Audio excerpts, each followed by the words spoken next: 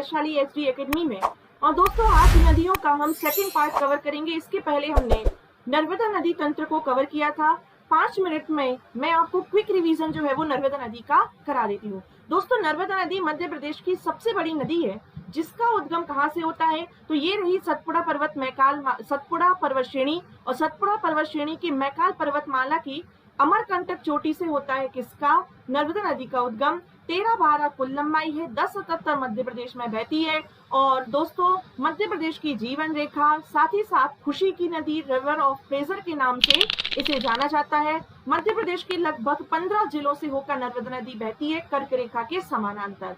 इसके अलावा दोस्तों बरगी जो परियोजना है वो जबलपुर में स्थित है, जिससे 100 मेगावाट का विद्युत उत्पादन किया जाता है। दोस्तों नरसिंहपुर में चिंकी परियोजना स्थित है, जो कि शक्कर नदी पर स्थित है, याद रखेंगे।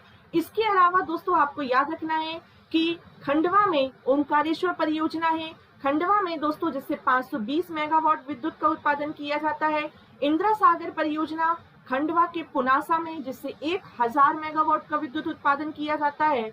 और हमने पढ़ा था कि दोस्तों खरगोन में ही कौन सी परियोजना है, तो दोस्तों खरगोन देखिए ये दोनों परियोजनाएं कहाँ पर है, खंडवा में है, पूर्वी निमाड़ में है। कौन सी, इंदिरा सागर परियोजना और ओमकारेश्वर परियोजना। और खरगोन में है दोस्तों महेश्वर परियोजना, जिससे 450 मेगावाट विद्युत का उत्पादन किया जाता है। और गुजरात के दोस्तों भड़ौच में है सरदार सरोवर परियोजना, जिससे 1462 मेगावाट विद्युत का उत्पादन किया जाता है। साथ ही साथ दोस्तों होशंगाबाद में सेठानी घाट, जो कि नर्मदा नदी पर बनाया गया है, ये आप याद रखेंगे। भेड़ा घाट दोस्तों कहाँ पर है तो जबलपुर में है। ये हम पढ़कर आए थे मध्य प्रदेश में नर्मदा नदी के बारे में। अब हम जल्दी से बात करते हैं चंबल नदी घाटी परियोजना के बारे में। दोस्तों मध्य प्रदेश की 3 ऐसी नदियां हैं जो डायरेक्ट यमुना नदी में जाके मिलती हैं, केबीसी से याद रखेंगे, केन, बेतवा और चंबल। ये ऐसी नदियां हैं जो यमुना नदी में जाकर मिल जाती हैं। और स्वयं ये किसका भाग है दोस्तों, ये गंगा नदी बेसिन का भाग है, जो मध्य प्रदेश का सबसे बड़ा अपवाह तंत्र है। याद रखिए सबसे बड़ा अपवाह तंत्र गंगा नदी अपवाह तंत्र है मध्य प्रदेश का, और दूसरे नंबर पर नर्मदा नदी अपवाह तंत्र आता है। दोस्तों चंबल नदी का जो उद्गम है ये कहाँ से होता है, ये होता है दोस्तों महू की जाना पाव पहाड़ी के वांचू पॉइंट से, मतलब जिस पॉइंट से निकलती है उसका नाम क्या है तो वांचू पॉइंट है। साथ ही साथ वांचू पॉइंट से 616 फीट की ऊंचाई से निकलती है चंबल नदी, और ये मध्य प्रदेश और राजस्थान की सीमा बनाती हुई किसमें जाकर मिल जाती है, इटावा उत्तर प्रदेश में यमुना नदी से जाकर मिल जाती है। तो ये यहाँ से आती है उत्तर प्रदेश में यमुना नदी, और दोस्तों उत्तर प्रदेश के इटावा में ये यमुना नदी से जाकर मिल जाती है। मध्य प्रदेश की दूसरी सबसे लंबी नदी है, नर्मदा के बाद दूसरी सबसे लंबी नदी है, जिसकी लंबाई कितनी है तो 965 वर्ग किलोमीटर लंबाई है। साथ ही साथ ये मध्य प्रदेश और राजस्थान की क्या बनाती है, आपको याद रखना है, मध्य प्रदेश और राजस्थान की सीमा बनाती है। दोस्तों ये राजस्थान में प्रवेश कहाँ से करती है तो आपको याद रखना है, राजस्थान में ये प्रवेश जो है भैंसरोडगढ़ से ये क्या करती है, राजस्थान में भैंसरोडगढ़ कहाँ पर आता है दोस्तों, ये आता है चित्तौड़गढ़ में। ये क्वेश्चन क्योंकि पूछ लिया गया था इसलिए मैं आपको बता रही हूँ कि ये राजस्थान मध्य प्रदेश में बह रही है, और मध्य प्रदेश में जब ये राजस्थान में प्रवेश करती है तो भैंसरोडगढ़ से, चित्तौड़गढ़ से राजस्थान और मध्य प्रदेश में सीमा बनाती है। इसका अपवाह तंत्र दोस्तों मध्य प्रदेश और राजस्थान दोनों में है, और ये जो सीमा है राजस्थान और मध्य प्रदेश की 252 किलोमीटर की है। इसकी दोस्तों नर्मदा की कितनी सहायक नदियां थी, 41, और कुछ इसकी भी सहायक नदियां हैं, जैसे कि बनास हो गया, काली सिंध है, क्षिप्रा है, इसके अलावा पार्वती है। ये सब किसकी नदियां हैं दोस्तों सहायक, तो ये सब चंबल नदी की सहायक नदियां हैं। तो चंबल नदी की हम बात करें तो कुछ दाईं ओर से मिलती है और कुछ नदियां जो है वो बाईं ओर से मिलती है। मैंने आपको नर्मदा नदी में भी बताया था कि जो आपका लेफ्ट है वही नदी का लेफ्ट है, और जो आपका राइट है वह क्या है तो नदी का राइट है। दोस्तों तो दाईं ओर से चंबल में कौन कौन सी नदियां मिलती हैं वो देख लेते हैं। दोस्तों दाईं ओर से मिलने वाली नदियों में कौन कौन सी आ जाती हैं तो काली सिंध नदी आती है, पार्वती नदी आती है ना, आहू, परवान, इसके बाद नेवाज नदी या नेवेज नदी। ये दोस्तों आपको याद रखना है, ये कहाँ पर आती हैं तो ये चंबल से दाईं ओर से मिलती हैं।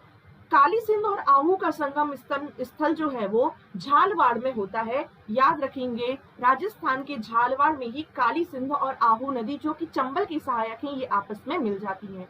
दोस्तों गागरोन का किला, ये IMP है। गागरोन का किला ये वही किला है जिसे 1420 में होशंग शाह ने क्या किया था, विजित किया था। गागरोन का किला स्थित है, ठीक है, झालवाड़ में। बाईं ओर से कौन कौन सी नदियां मिलती हैं, तो बनास हो गया, बैरच, कोठारी नदी, ये पूछा जा चुका है कि कोठारी किसकी सहायक है, चंबल की सहायक है।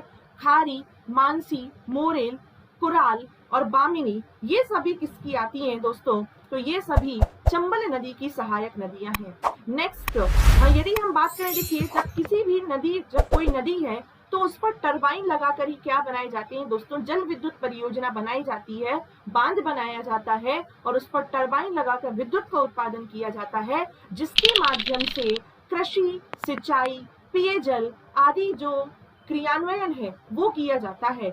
और दोस्तों चंबल नदी परियोजना भारत की ही नहीं अपितु भारत के साथ साथ मध्य प्रदेश की भी एक प्रमुख परियोजना है, जो कि मध्य प्रदेश की सबसे पहली परियोजना है और जिसके अंतर्गत दोस्तों 3 बांध जो हैं वो बनाए गए हैं, ये आपको याद रखना है।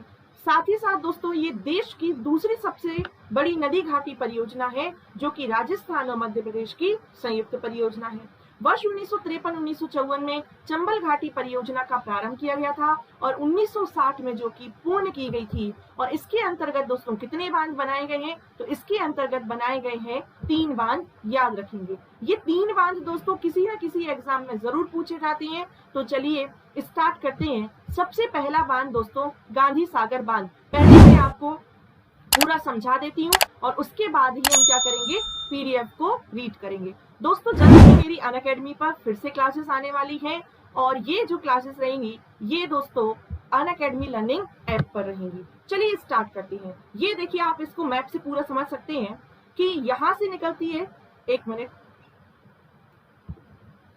का टाइम दें, है ना। देखिए आप ऐसे समझिए कि ये है क्या, महू जाना पाव पहाड़ी से किसका उद्गम हुआ, चंबल नदी का। लंबाई कितनी है, 965 किलोमीटर है। दोस्तों इसमें सबसे पहले जो नदी आकर मिलती है वो आपको याद रखना है कि मंदसौर से इसमें सिवना नदी आकर मिलती है चंबल नदी में। मंदसौर में ही दोस्तों कौन सी परियोजना स्थित है, मंदसौर में ही दोस्तों गांधी सागर परियोजना मंदसौर में स्थित है, जिससे 115 मेगावाट विद्युत का उत्पादन किया जाता है।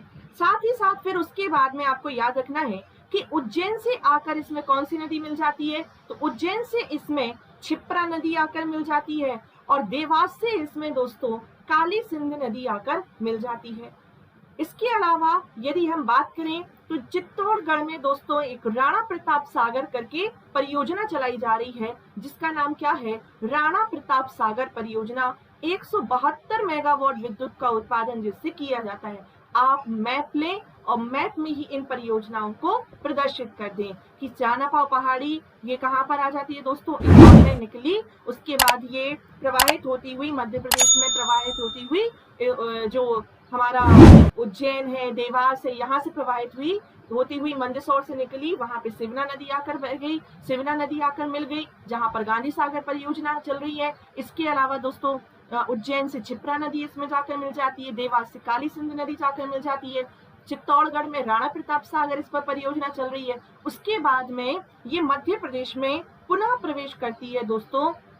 और आपको याद रखना है कि पार्वती भी किसकी सहायक है, तो दोस्तों चंबल नदी की सहायक है, जो कहां पर आकर, देखिए आस्टर सीहोर से निकलती है पार्वती नदी और पार्वती नदी आकर इसमें मिल जाती है। इसके अलावा एक और आपको परियोजना याद रखनी है जिसका नाम है जवाहर सागर परियोजना, जिससे 99 मेगावाट विद्युत का उत्पादन किया जाता है, ये आप याद रखें।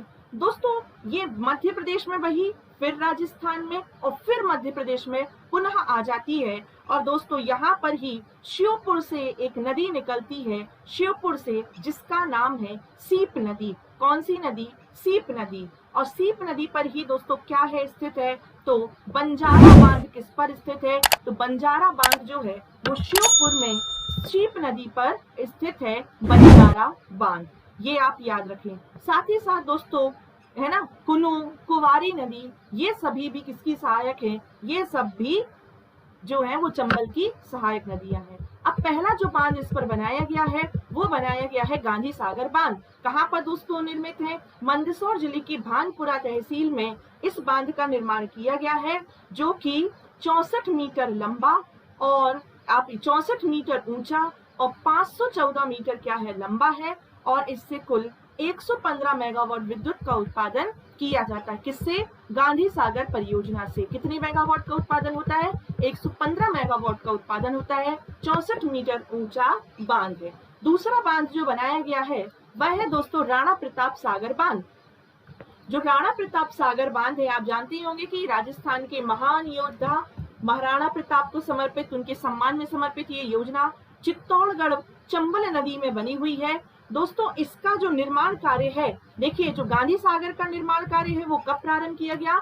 तो गांधी सागर का जो निर्माण कार्य है वो पहले चरण में ही पूरा कर लिया गया था। 1954 में प्रारंभ किया गया गांधी सागर, 1960 में पूर्ण हो गया। दूसरे चरण में, ये था पहला चरण, दूसरे चरण में राणा प्रताप सागर बांध बना, जो कि 1970 में क्या हो जाता है? पूरा हो जाता है। 1970 में दूसरे चरण में इसका निर्माण किया गया और इसकी जो लंबाई है दोस्तों वो 1143 मीटर और ऊंचाई कितनी है? तो 54 मीटर है, जिससे कुल 172 मेगावाट विद्युत का उत्पादन किया जाता है। आप ऐसे याद रखें कि इस बांध की जो लंबाई है वो कितनी है? 1143 से याद रखें, 1143 मीटर, और इस बांध की ऊंचाई कितनी है? 54 मीटर, और इससे टरबाइन लगाकर कितने मेगावाट विद्युत का उत्पादन किया जाता है? 172 मेगावाट विद्युत का उत्पादन किया जाता है, जिसमें 50:50 में मध्य प्रदेश और राजस्थान में हिस्सेदारी होती है। मध्य प्रदेश और राजस्थान की ये क्या है? संयुक्त परियोजना है। नेक्स्ट आता है जवाहर सागर या कोटा बैराज। दोस्तों ये जवाहर सागर या कोटा बैराज जो है, ये देखिए जवाहर सागर कोटा बैराज ये वर्ष 1972 में प्रारंभ किया गया था, जिससे 99 मेगावाट विद्युत का उत्पादन किया जाता है। इसके अंतर्गत कितना, इस बांध की जो लंबाई है वो कितनी है? तो 400, किसी बुक में 445 मिलती है, कहीं कहीं 440 मिलती है। याद रखेंगे कितनी है? 440 मीटर लंबाई है और 45 मीटर इस बांध की क्या है? ऊंचाई है। तो वही लंबाई कितनी है? 440, ऊंचाई कितनी है? 45, और मेगावाट कितना विद्युत का उत्पादन होता है? 99 मेगावाट विद्युत का उत्पादन किया जाता है। नेक्स्ट दोस्तों आपको एक और बहुत इंपॉर्टेंट एक फैक्ट आपको याद रखना है इसके अंतर्गत, कि सबसे पहले मध्य प्रदेश में जो सिंचाई विभाग का प्रारंभ है ना, सिंचाई विभाग कब बना मध्य प्रदेश में? तो वर्ष 1905 में ग्वालियर के सिंधिया शासकों ने क्या किया था? मध्य प्रदेश में सिंचाई विभाग की स्थापना की थी, और 1956 में, ये पहला फैक्ट याद रखना है, और 1956 में मध्य प्रदेश में जल संसाधन विभाग का गठन किया गया था। याद रखेंगे जल संसाधन विभाग। तो जल संसाधन विभाग का गठन कब किया गया? 1956 में किया गया। तीसरा पॉइंट आपको याद रखना है कि सिंचाई, आईएमपी क्वेश्चन है ये, कि सिंचाई उद्वहन निगम, सिंचाई उद्वहन निगम की स्थापना कब की गई? तो वर्ष 1976 में क्या किया गया था? सिंचाई उद्वहन निगम की स्थापना की गई थी। ये 3 फैक्ट जो है ये बहुत ही इंपॉर्टेंट है, आप इन्हें याद रखें। नेक्स्ट दोस्तों अब हम बात करते हैं, देखिए ये रहा मैप। आपको मैप से क्या कर सकते हैं? आप याद रख सकते हैं कि ये है इंदौर, है ना, ये क्या है? ये इंदौर, और यहाँ से ही दोस्तों कौन सी नदी निकली? यहाँ से ही दोस्तों निकली महू जाना पाव पहाड़ी से निकली कौन सी नदी? तो यहाँ से निकलती है दोस्तों चंबल नदी, और ये जो है ये प्रवाहित हुई, और यहाँ से दोस्तों ये मध्य प्रदेश, फिर राजस्थान, और फिर पुनः मध्य प्रदेश में प्रवाहित होती हुई यमुना में इटावा के समीप किसमें मिल जाती है? यमुना नदी में जाकर मिल जाती है।